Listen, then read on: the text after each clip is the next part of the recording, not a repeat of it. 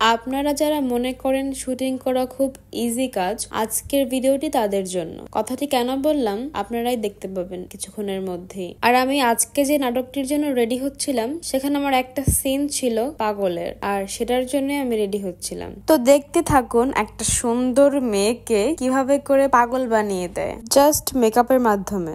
আর এই ক্যারেক্টারটা করার জন্য আমাকে যে কত কিছু করতে হয়েছে সেটা আপনারা এই ভিডিওটি ফুল দেখলেই বুঝতে পারবেন। আর এরকম ক্যারেক্টার আমার কখনো 6 বছরের ক্যারিয়ারে করা হয়নি।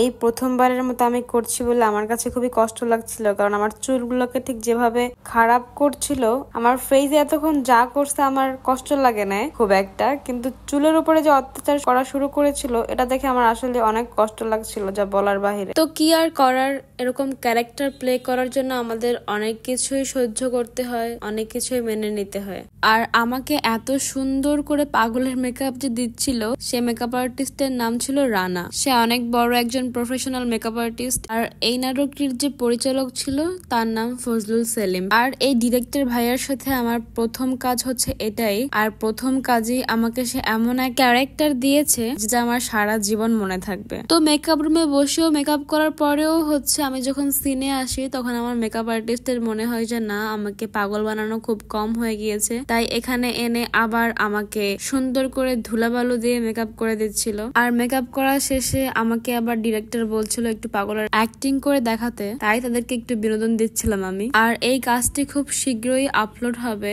আর তখন আমি আপনাদের কাছে লিংক শেয়ার করে দেবো, আপনারা তখন দেখতে পাবেন কাজটি। আর এই যে দেখেন, আমি সিন শেষ করেই এমন দৌড় দিয়েছিলাম, ঠিক পাগলের মতোই লাগছিল আমাকে পিছন থেকে দেখতে।